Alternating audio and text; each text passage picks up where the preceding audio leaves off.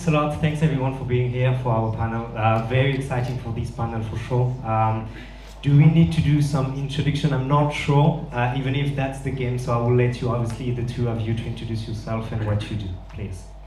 Starting with you, Yat. Sure, yeah. My name is Yat. I'm chairman and co-founder of Animoca Brands. Most people think of us as an investor. We have made over 450 investments, of which 150 of them have been in blockchain games. There's been blockchain game-related stuff. But actually, we're an operating business. We've invested in the space. We help grow the space, and we're really bullish about it. Headquartered in Hong Kong, about 1,000 people worldwide, that are basically trying to sort of push forward Web3 and digital property rights. Thank you. And I'm Nicolas Gilot. We need to go up. Go up. All right. Yeah. Yeah, so I'm Nicolas Gilot. I'm the co-CEO of Ultra. So Ultra, we've been around for now roughly 6 years. We've been in the space, David and myself, my co-founder, since 2010. And basically, we bring a solution to the market, which is allowing people to distribute their content wide in a very seamless way. So that's really the hurdle with blockchain. Is always, okay, how am I going to use that as Web2 traditional users? And basically, we sort of cover all that aspect, making it simple for the game developers to market their games, to distribute their games, but also for the players to access this content seamlessly. So I am exciting for a lot of different reasons. One of these reasons is to have you for the first time at BGA Talk, Yat, but also Nicolas for you as well, because the Blockchain Game Alliance started in 2018, and you were one of the first, if not the first, to actually found the BGA. So that's the first time we have the opportunity to have you on stage, although you're pretty much active about the way we try to structure ourselves since the past 2 years with our meeting as well. So thanks both of you to be here. We released at the end of last year a state of the industry report. We ask questions to all blockchain gaming professionals involved in the space, a lot of questions. And we actually at BGA Connect London last month, we actually, with Sebastien and with Rabi, so that you obviously know, we unpacked the different takeaways of the report. But for this one, we're gonna do the things differently by going through very specific things, very specific takeaway we have in the report, which is the drivers of Web3 gaming for this 2024. What should we expect on that? And it might be like school, because you actually have a BGA report where you are seated. So if you all open page 25, I'm not sure it's page 25 to be honest with you, but if you see the major, we asked the question, what are the drivers? What will be the elements, the factors that will drive our industry for 2024? In 2023, for 2024, we had, for the majority of them, adoption by major traditional studios. We had at the second position the game improvement in terms of gameplay, in terms of graphics. And the third one was adoption by major gaming franchises. So they were, among a lot of different answers, they were the three biggest drivers according to the respondents. Starting with the first one, major adoption by major traditional studios. Yat, the first question I will have for you will be based on that for sure, because you're working with so many people involved in the gaming space who want to innovate in the space. Major traditional studios versus young studios. Who is best positioned to offer innovative Web3 gaming experiences, in your opinion? Yeah, so maybe I'll disagree with the report a little bit here, but I think the reason why so many people hope and believe, and I can understand the narrative as to why that would be the case, is because brands have a way of reaching mass audiences. So if you know the brand, then you naturally might get exposure to it, and you would appreciate and understand that. So we do understand that narrative, and that narrative is powerful. But I think it's a timing question, because I see it very similar to blockchain gaming as mobile gaming 2010, 2011. And when you think about what happened in 2010 up until 2013 or 14, the drivers for mobile gaming were actually indie studios and new companies. And those companies have become the giants of today. I mean, Supercell, Rovio, even Tencent, funnily enough, right? These were companies that were very small players in the gaming industry. The big ones like the EAs and Activisions, they didn't actually enter the mobile gaming space. They were dabbling with it. And that is a classic sort of innovator's dilemma, right? Which is that if you have a business that's working really well, then actually moving your entire organization to focus on a new paradigm is hard, right? So it means, and you see this with the big gaming studios, there is a Web3 team, there is a blockchain team, and they do stuff, but they represent not even 1% of the effort of the organization. So what happens in an organization is that you go up the executive channel, and everyone's talking about their Call of Duty franchise or the big product cycle, and then you have this little sort of Web3 thing, which by the way was the same in the early days of the internet. The big companies had an internet team, right? Or before that, when it was all about technology and sort of systems integration, you had a systems team, or you had like an IT office, right?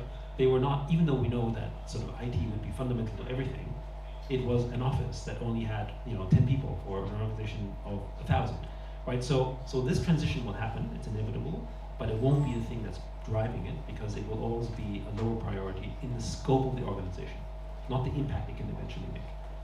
And for the indie studios, even though they're small, that's their whole life. They can only focus on the success of Web3 games. They're all in. So you think of it a little bit like an army, right? It's kind of like, I guess I have this image of, like Sparta in the 300 type of thing, right? You have a small group of people who absolutely stake their entire future on one direction. In this case, whether it's mobile games or today Web3 games. If Web3 games fails, they're dead. Who's going to fight harder? The one that's basically got their life on the line, or the one that has many outs? Has a way in which, well, that doesn't work, it's okay. And we saw this, right? When there was the bear market, all of the big game studios were like, let's do Web3. They kind of quietly walked away, right? And they pretended not to talk about it. And now Web3 is coming back, and everyone's like, Web3, Web3, and that's good. But the ones who are seeing success today are the indie studios who didn't give up because their life depended on it, right? So that to me means that the indie studios in this phase are the ones who will win, and then the big guys come in as they do, and they will grow and expand the space. We've seen the cycle in gaming, we've seen the cycle in technology, we've seen the cycle in internet, mobile gaming, and I think Web3 will be just the same. If you remember, actually, Sebastien, you have your mic just there, in front of you. If you remember, Sebastien, we had Robbie, as I said before, for our BGA Connect London. And obviously, we unpacked this as well as part of our conversation. And it wasn't a trick yet. For sure, it wasn't a trick, but Robbie had the exact same answer that you had right there. That's good news. Yeah. So yeah, definitely happy to listen to that. And Nicolas, it's going to be the same question for you, because obviously you onboard game developers, game studios as well. So if I have to ask you the question, major gaming gaming publishers or gaming company versus indie games, what do you think about the one who will disrupt our ecosystem? Yeah, I would say I tend to agree. History has proven that indeed, if you see like big corporates, usually they have high risk as well. So if they have proven models that works, and they're gonna put that much money inside, they're gonna get that money out, and most likely it's gonna work. If they have to bet a lot of money on something that's failed, there's also the investors around it that can scrutinize and say, okay, it's very wrong, guys, don't know what you're doing. Whether indie developers, they are much more risk adverse. They're like, okay, I'm gonna try this, I really believe in it. And we've seen that, for example, if you see World of Warcraft, the Warcraft 3, sorry, the MOBA, it became a MOBA because some people tried, like some indie guys tried something, they're like, okay, that's great, it's fun, you can put some towers for defense, amazing. And that ends up being a big success. You have like, Dota, you have League of Legends, and that's come from people who try something new, who are fine with the risk. That happened as well, with different type. Think about today, you have huge success like Fortnite. Everybody knows Kiss Battle Royale is amazing, but where does it come from? If you have people who played Daisy, they played Arma, and they're like, okay, we're gonna transform that into a game, a different game, we mod it, we make it better as we feel, and they see huge success. And after that, the big guys come and say, okay, I want a piece of that, I'm gonna make it a big success, and that's really how it happened in the past. So I think for Web3, I don't see why it would be different. You need this kind of people who care about making something different. And Web3 is so different at its core that it's even hard for like traditional large corporates to wrap their head around the concept. It's a new paradigm. So telling a big pipe of big production pipe to say, okay, we're gonna do things totally differently today, is very complicated. So you need this kind of blockchain native people to actually work on it. Maybe just to add on sort of the paradigm being different, is that when you work in systems, like even before mobile games, marketing and distribution, for instance, was a physical game, right? In terms of magazines and sort of advertising and where you're placed on Walmart, right? And then when mobile came, that distribution angle completely changed to how you optimize the app store, SEO, CPI, CPA ads. And after you do that for 10, 15 years, an entire industry has emerged from people who only know how to do one thing, right? They're experts at CPI, CPA ads, they're expert at SEO. But in Web3, that whole concept is different. Discovery functions entirely different. And if they don't understand this, you have to unlearn the past. And that's actually why often indie studios actually are better at this, because they're native. They understand the mechanisms, it's part of their culture. Whereas if you go to a traditional game studio, someone who's made games for 20 years of their life, they're really good at making the game, but the meta of everything is completely unfamiliar for them. And then they'll try to sort of dig things in based on what they know how to do, which doesn't fit. So it's like literally putting a sort of round peg into a square hole, and it doesn't fit, and they're trying to make it fit. And that's I think a typical story that happens in all industries when you have these paradigm shifts. Sebastien, either you take the same question, so traditional game publishers, game companies, big companies, or indie game companies, or either we focus on what Sandbox is doing, so franchises, focusing on brands and franchises.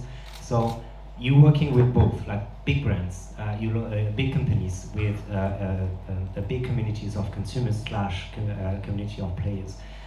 But you're also working with franchises, new franchises like Borget, Club, the franchises from Yuga Labs as well, with others, Artifact and so on. Same kind of question between the two communities, between the two kind of companies. Who will be the one who will disrupt the ecosystem? Will we bring more people into this Web3 paradigm? Well, the short answer is we don't know yet who will be disrupting deeply or start to drive mass adoption, but we're trying from all the different angles.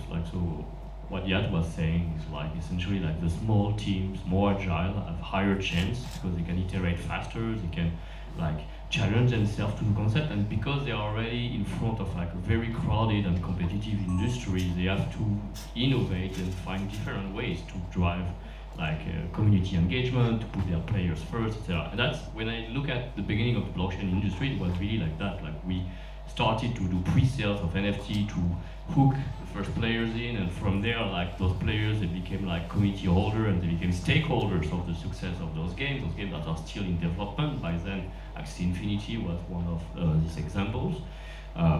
Sandbox as well, we started to sell land, and then lands only became publishable. You could only publish experience on your land since actually a few months back now. So there's this idea that it's important to engage community early on and try things out. We're seeing at the BGA a big shift from the industry, because we now have large gaming companies that entered. Ubisoft was originally one of the founding members, but it's been joined since then by the Atari, we have a lot of Korean companies that join in, but their approach is a bit different. They are not trying to innovate and do Web3 game as the big companies. They set up smaller entities with smaller teams that do their things on their own, and they let do their way. And I like that approach, because that gives a lot of freedom to those studios to fully innovate, learn their ways through it, and then pass that knowledge back on eventually if it gets successful, or at least fail without the risk of compromise with a large community of players that are used to Web2 gaming to back off in, etc. At Sandbox, we also take multiple approach. One is definitely working with top tier brands and the various industry sector, music, fashion, gaming, sport, entertainment, celebrities, to drive them to drive their fans into metaverse and gaming experiences built with our tool. We build those experiences most of the time, and we provide various rewards and incentives to attract the players first, and then make them stay and continue the exploration of the metaverse. And on the other side, we raise user-generated content. So in the last 4 months alone, we have now 700 experiences on the Sandbox map that's been published by a community of creators, our landowners, which roughly 27,000, and we continue to incentivize and reward the creators, the builder first, because I believe that at the end of the day, a new platform needs a new format of entertainment, something different that you don't find on other platform to attract an audience, and through fast iteration, something will become sticky. And you still need, by the numbers, probably somewhere between 1,000 to 10,000 game experience for finding our next Angry Bird or next Candy Crush or Temple Run moments that somehow will start drive users. And like Yat was saying, the paradigm in Web3 is different because once you have a successful game, it's actually very beneficial for the whole ecosystem. It really flows by network effect. Those players who create wallets, they will want to try more games, they will keep the value and the digital asset across all those different games, and we again at that moment will feel again the wave. We've seen that in 2021 when accessibility started to rise, and then from there the whole play to earn came and keep growing as well. We saw how fast that would come. So I'm very confident that it will come again, and it's just a matter of wave and leveraging the benefits of network effect in Web3. So Yat, do we need to create this network effect that Sebastien was mentioning? Do you think we need a big gaming franchise we already all know, or we need Web3 new franchises coming from NFT communities and everything? I think the new NFT franchises are the ones that are actually going to drive the initial growth wave, and that's because they're unshackled, they can experiment, as we said earlier, and also they're driving Web3 native audiences that are in the Web3 world and understand the Web3 paradigm. Right, so for instance, when you think about when Axie grew, and actually Axie's kind of come back now, but they've come back, Axie and Pixels on Ronin is a good example of that network effect. So what happened with Pixels is that they were originally on Polygon, and then when they switched to Ronin, they were able to basically tap into more directly into the Axie community. So that gave them first wave of growth. But then of course Pixels drew in new customers, and then what happened was that those new customers started also going to Axie, and the whole network effect started coming back again. And the community of Axie holders, this is the key about Web3, is that even if they stopped playing a little bit because maybe the game was being updated or some delays or they weren't really sure, they still own the assets. And so because you own the assets, it brings you back because, oh, I have a new way to experience the assets, or it's kind of sitting there. I'm actually able to, it's a much stronger form of loyalty to the network than essentially when I play a game where I don't have any stake in it. And if I stop playing it for 3 months, I actually don't come back to it anymore, right? Because there's no attachment to it other than maybe your levels, and if your friends leave, then also you don't play it. So the social element disappears. But when you own something, whether it's physical real estate or whether it's a virtual real estate, it doesn't really matter. You're tied into that community right from the get-go. So I think that's really the effect that's happening.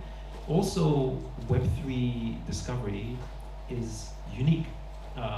Uniquely different from the other forms of discovery because you discover through network effects that can pass on from one to the other. They can compose on top of each other. Right? If I have a Bored Ape, you can receive airdrops from 100 different projects because I want that customer. So holding the NFT becomes a status symbol, not just because of reputation and social, but because essentially people give marketing to you and give the benefit of marketing directly to you, which is why people get airdrops or they get NFTs and that kind of stuff. That's the way that sort of, I guess, we might call them vampire attacks, but that's a mechanism that actually is really a marketing that benefits the end user. Whereas in Web2, the intermediary takes all the value, right? You advertise to Apple or Facebook, they are supposed to direct the traffic for you. You have no idea how, but presumably they do it for you. And then you get an output that may or may not work, right? And you're not actually able to target that customer, right? So if you want to sort of have a target of Bored Ape user, you know really who has a Bored Ape holder. If you want to target a Sandbox user, you know who owns sand tokens, and you know who owns the land authentically. You're more than willing to pay them direct value for that. And people will own the land in Sandbox because actually what happens is that by owning this land, I get benefits given to me because it's authentic, it's something that I know. The online advertising for games is about $100 billion a year. And the amount of the more successful, the average price per paid user in the industry is about $86 per paid user. Now that's a lot of money. And we know many people who here have paid lots more money and haven't actually received the returns, which is why indie game studios have such a hard time. Now imagine what happens if you took that average money, and it was usually higher, right? And instead of paying it to Apple and Google, you actually paid it directly to the gamer to try out the game. How much of that money that this gamer makes is actually going to go back into the game? More importantly though, let's say he doesn't like the game. Is he going to just pocket it and buy ice cream or drink wine? Or is he actually going to spend that money in another game? So the point is that the money that goes back into the ecosystem in the Web3 way flows in the ecosystem primarily, whereas in Web2, it goes to Apple, Google, Facebook, you name the advertising company, and it goes into the balance sheet, sits in Ireland, and does nothing. So it basically extracts all the value from the ecosystem in the most extractive manner, and therefore the ecosystem doesn't grow. How many games has Apple, Google, Facebook invested in? 0, right? I mean, that's the point.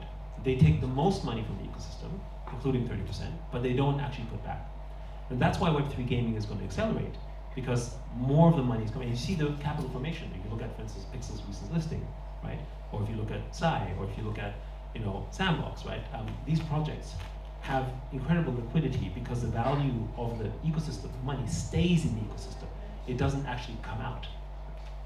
I think it's actually a very good introduction for our next panel after that, because we're going to talk about user acquisition and gaming IP owners, so it's perfect segue as well. And Nicolas, I think we can focus, obviously if you want to jump on any answers from Sebastien and Yat, please do so, but one of the specific question I will have for you will be based on the 4th position of our report, like the 4th drivers we have, which is onboarding, accessibility and security.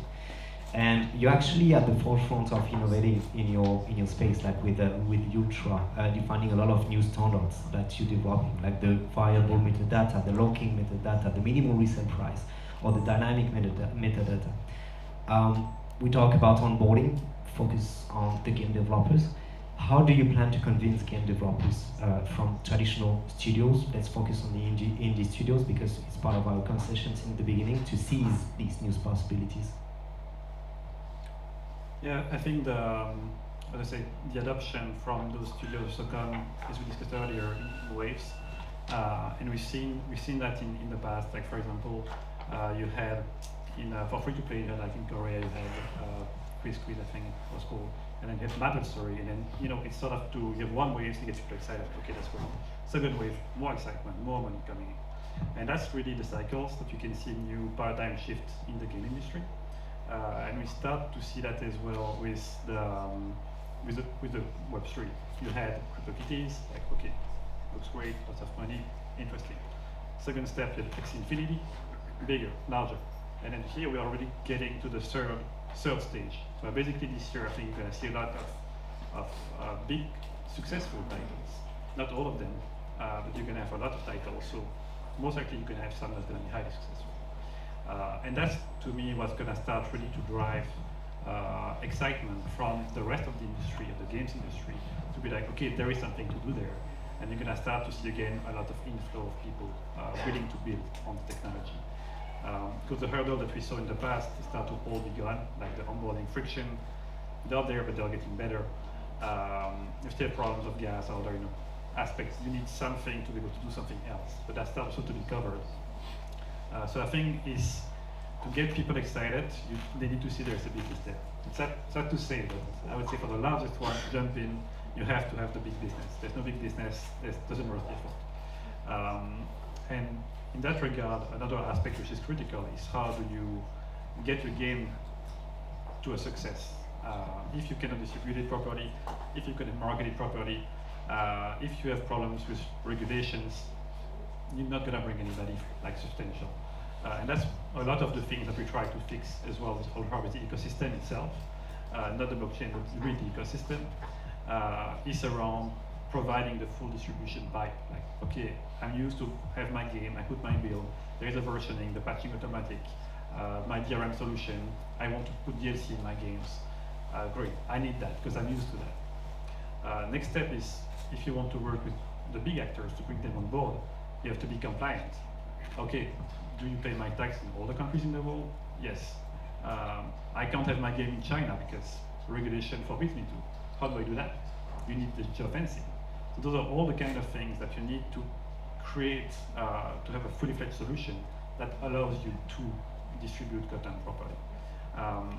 And then the last aspect is really around how do you empower the community? How do you bring the marketing towards your game, like the attention? And that's also a lot of things that Web3 allows you to do. Like you can engage people from the very beginning, before your game is released, before you have the experience in the game. And that's also what I think gonna be a driving force, is seeing this kind of new possibilities for people, like such as, okay, I want all the people who own such a game A, because it's tokenized. So in fact, you own this NFT, means you own the game, so you play the game. I can offer him a sword in my game, because yeah, I know he plays this game. I can see his NFT in his inventory. Next step is I want to offer to people attending this audience access to the first tournaments with a big prize pool, but only selected people can have access. Oh, you got the NFT, you get access, gated access to the tournament. So those are all little things that really empower the community from the beginning, that get them excited, feeling part of the movement, and they then are ready to push as well with you when you release your game. It's like, okay, I love this game, I talk about it to all my friends, I push influencers to talk about it, I put some marketing techniques as well, like possibilities for the influencers to benefit from the success of the game. Those are all mechanics that you can do with Web3. That's what really we try to do. A few things I would like to add to that. I think onboarding comes with education, like progressively, of like having a few prescriptors that shows like how they use the technology, and security comes with trust. And well, the history tends to repeat itself. So I don't know who is old enough in the room to remember like making a payment on internet with a credit card for the first time. But there used to be a time where nobody would trust internet to pay with a credit card, and nobody would trust saving their credit card number online, because they were like a lot of like not only just scam, but like your credit card will be always, some things will be purchased without your consent, etc. It was not safe. I don't know how many of you try to use PayPal on eBay to make purchase, and then sometimes like would be scammed by the Nigerian scam, etc. Like we all gone through those waves of like somehow the technology and the solution that we use to make the payments, even though they were at the edge of that technology, were hard to trust, and only a few people around you were really using it, trying to convince you to use it, but still you were struggling. And then some platform like Apple democratize the technology, make it very seamless, safe for you, and build a whole of marketing around so that you felt there was more trust to put around it. It didn't come overnight either. Like I remember the first iPhone, you still had to put your number on a very small screen, and then came a little bit later the Touch ID. So then Touch ID as a technology made it a little bit more secure, and then came Face ID. And that's not overnight. It's like many years, many iterations of the iPhone. Until now, we don't even think, we just tap our phone and we pay. We don't even know what a credit card is, and it's all gone.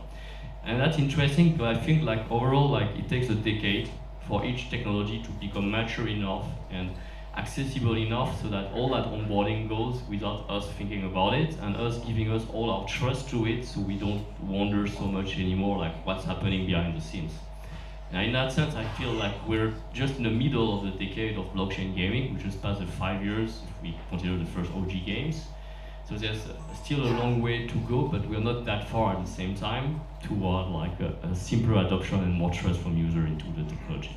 Yeah, and maybe also to add on this, I think, it's social norms to the point earlier, whether it's trust or whether it's sort of adoption. I mean, if you think about, for instance, how to sort of access the internet, you have to buy a phone. If you think about actually just sort of objectively, how difficult is it to buy a phone, to go to the store, to use a credit card, to go through the purchase mechanisms? It is not 5 minutes, right? I mean, it takes maybe a couple of hours, or maybe if you want to open a bank account so you can put money in your bank account, it does not take 1 minute, right?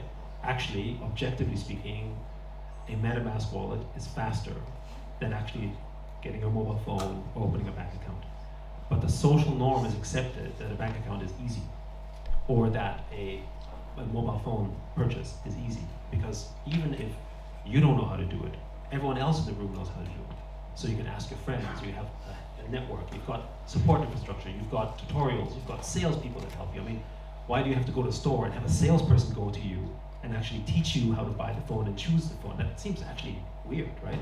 But that's to make it friendly, right? And so in that sense, where it's the narrative around this, and it's, you know, I think with gaming, you can have basically onboarding, much easier onboarding, by doing storytelling. And the storytelling is, you know, think of all the new skills that we've learned in gaming, whether it's WASD or whether it's like RPG controls. I mean, you know, 20 years ago you said that WASD would be the control mechanism of every first-person shooter. I was like, what are you talking about, right? And now it's the mechanism. And spacebar is jump. Who decided that spacebar is jump? It's now a norm, right? So these things have to develop, and I think as the industry matures, that will happen. The other thing, though, is that broadly speaking, to be a fully onboarded Web3 user, you need to be financially more literate. And this is I would say, this is the big opportunity and the bigger shift. It's not actually technology that's difficult, it's paradigm that's difficult. If I own an asset, what do I do with it? If I'm not financially onboarded and literate, I don't know what to do with it. Most people in the world that have a bank account actually don't invest. They don't understand money. And so part of the sort of mission, I would say, for Web3 games and blockchain games is if you can teach them about financial literacy in the process. Think about all the new things we learned through gaming or learned through play. If we can do that, then we will onboard them into Web3, because then people will understand, oh, that's interesting. I didn't know I could do this before. I don't know that it could potentially make money, or I didn't know that, you know, what does ownership even mean? Right? Those are the elements. And the third point, when you talk about game developers and indie game developers, the number one thing that will onboard them is liquidity, basically access to revenue opportunities. I mean, you know, when we shifted over to the App Store economies, whether it's Apple or Google Play or Android Market, as it was called, it's because they could make more money on them. Because the physical distribution mechanisms in Walmart were closed off to you, right? You had to work with a big publisher, and they squeezed you. And then Apple came, and at the time, 30% was very attractive. Because if you worked with a big game publisher, they would actually take 70%, right? But now everyone's like, 30% is too much, right? And so in Web3, that paradigm shifted again, because you can prove that liquidity. If you look at what's happening with, you know, game companies, or look at the Sandbox story, that's an incredible amount of liquidity that's generated. But because people don't know it yet, they don't understand how it works, because they're not financially literate, they don't see it. Right? So I think that's part of it. We will onboard them more if they understand what their revenue opportunities are, in the same way that you move to the App Store because you understood more clearly what the revenue opportunity was for you when you moved to the App Store. I definitely know we're running out of time, but I think this last question is very important for everyone, because, like, I think we can say that we have 3 OGs of the blockchain gaming ecosystem right here. So I think it's good to capitalize on that very much based on our subject as well. So it's going to be a question for all of you, but starting with you, Yat, because the BJ report, again, 76% recognize asset ownership as the top benefit. It's not going to be a surprise for you, definitely. On 2nd of March 2020, you released the article titled Animoca Brands and the Potential of Blockchain Games, which stated the following. We believe that digital content, including especially games, will become significantly more appealing if consumers can enjoy access to products that enable true digital ownership. We believe that digital goods that can deliver direct value and ownership will significantly increase user engagement and thereby drive conversation rates in games today. We are in 2024. I feel like it hasn't aged a day. Is this the main driver of our industry? Companies driven by a purpose and a vision, and sticking with that purpose and vision, according to you? Yeah, I mean, I think, first of all, whether it's physical or digital property rights, as we call it, is fundamental to, I think, us as people. I think one of the other things to understand about blockchain generally, of which Web3 Gaming is a part of course, is that blockchain gaming and blockchain generally is not a technology, it's a movement. And its movement embeds with it political and capitalist systems. Right? So in other words, if you are pro-blockchain, you are actually a capitalist, because the entire mechanism in which blockchain is defended is through capitalism. Right? Meaning that if someone wants to observe the network, they have to spend a lot of money to do it. In fact, it's the value of the network that protects the network. Right? If you want to take over Ethereum, make sure you have $1 trillion. Right? For instance, or actually even more these days, right? You can't do it because it defends itself through the value system. And property rights and capitalism are basically tied together. And it is the most effective mechanism of growth and economic opportunity, and the one that speaks to our personal freedom and liberties as a person. When you tell people that you own something and they understand it, that idea is so powerful that you basically can't remove yourself from it. Once you know that this is something you own, doesn't matter if it's physical or digital, You will never choose a world in which you can't own, right? It's only when you don't know what it means that you're okay with that. But the moment you do have that, it's like giving up your freedom. And I think that's another very human thing, right? At the end, when we build products, we still serve a human purpose. And the human purpose in this case is, what makes us feel that we have sovereign rights and ownership, and that basically comes down to true digital property rights. When you have true digital property rights, you become the platform because you're the owner, right? Simple example would be, if, in the physical terms, if you own an expensive car or you have a Rolex watch or something, you become the target of attention. Not actually Rolex itself, that's one area, you become the target. You get the benefit because I know that you have money or that you're a person of the status or that you would like to purchase. Right now in Web2, the intermediary has taken that away and has basically fooled us into thinking that we can't be a target, but in Web3 we can. And so a Web3 user will never go to Web2. That's the other thing. Once you're down that rabbit hole and you realize the benefits you get, you're willing not only to take all the inconveniences because that world is so much better. True digital property rights and ownership is a fundamental. Things like play to earn or yield or whatever is an element of ownership. But the other thing that I'll close off and then obviously for the rest to add is ownership also is the thing that defines our identity. We use ownership of things to say which social groups we're connected to, which communities mean something to us, right? Whether it's a district we live in or whether we own land in Sandbox, that actually is a membership. It says I'm part of this community.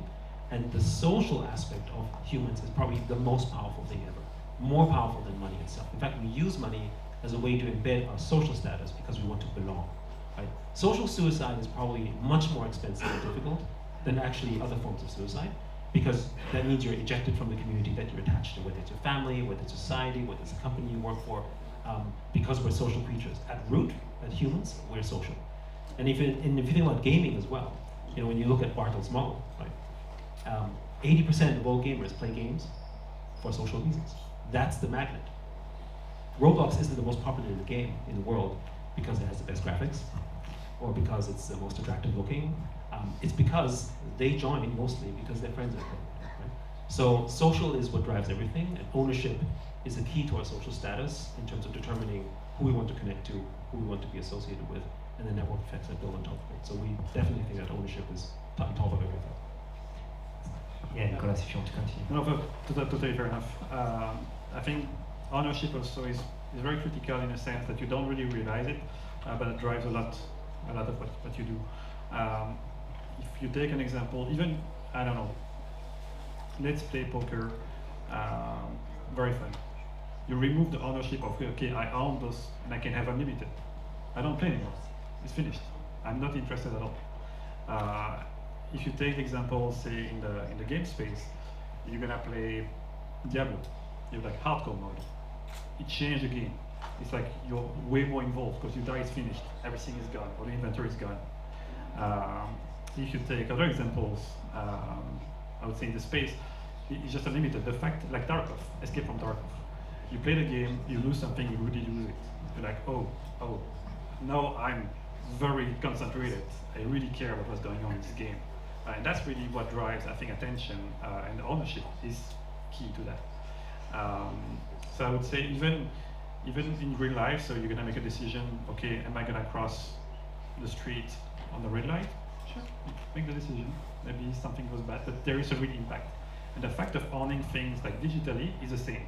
If you play a game and then you lose something for real, you're really gonna be affected. If you make a decision in the game, okay, I'm gonna triple my production, that's gonna have a real impact because it's tied to real economy, to real ownership, to real tangible things. So that's, I think, one of the driving force of the Web3 gaming, in a sense, is that you have this importance. Things are important. Whatever you do, it has an impact. And this impact is similar to what you have in your real life, I would say in your physical life, but digitally. And I think that's really core to it as well. So being driven by a purpose and a vision, is it the main driver?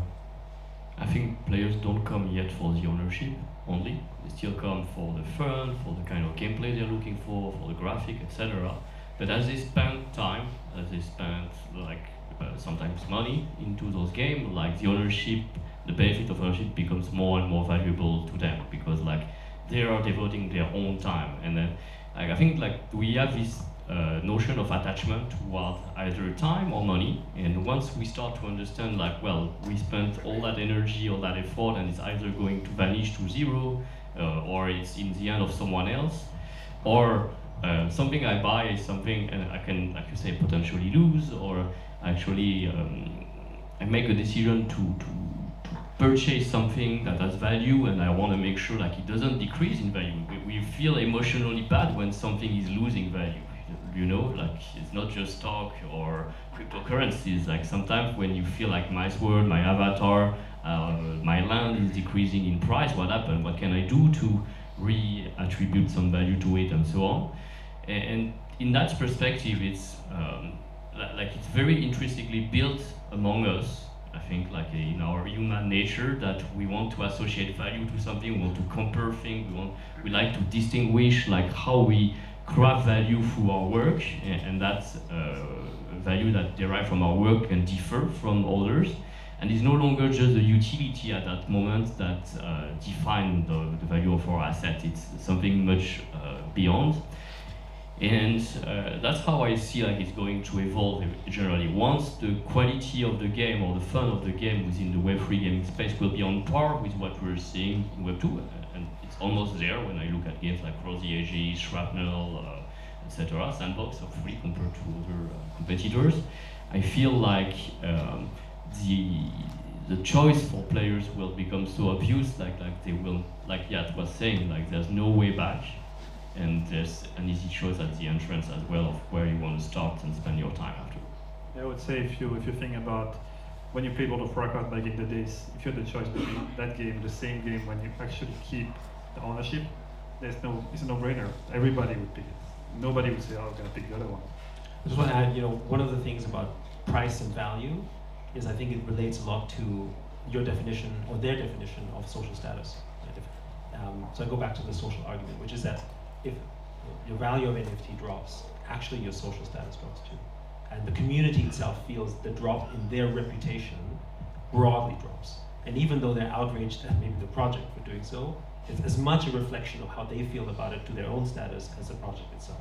And I think often that tension is not understood often by issuers of NFTs, in particular with, let's say, Web2 game companies that are doing Web3 stuff, because they're not used to the idea of preserving value or enhancing value, which isn't to be looked at the monetary sense, I think. That's one element. But it's to be looked at the sense from what it means to them as a status symbol. I mean, imagine what happens if Rolex suddenly starts to create, plastic watches, right, as an example, right? Even if it makes them a lot more money, it would create outrage of a different kind. And the outrage isn't because you're diluting my diamond Rolex, because actually the value is still there, it's still made of precious goods. You're diluting my status of the fact that I own this Rolex, right? So I think that's one powerful element. And I think the idea of ownership, in the non-material sense, goes down right to our identity. I mean, for most people, the idea that we have a last name, for instance, is actually only hundreds of years ago, right? Only lords and sort of privileged classes had a last name. Most peasants actually didn't. They didn't have ownership. They couldn't even own their own identity. So they were slaves, right? That's why a lot of people today have names based on where they were living or what job they had, because that was their identity they created. So, ownership isn't just a physical thing. It's about your identity, and it carries forward, and it's deeply human. Thank you very much. Maybe I would have been the only person to ask a question around the music industry, because I know your parents were really well into it, as mine are as well. But we obviously are running out of time, so I really appreciate your time, obviously, and the time of everyone. Thank you. Thank you very much. Thank you.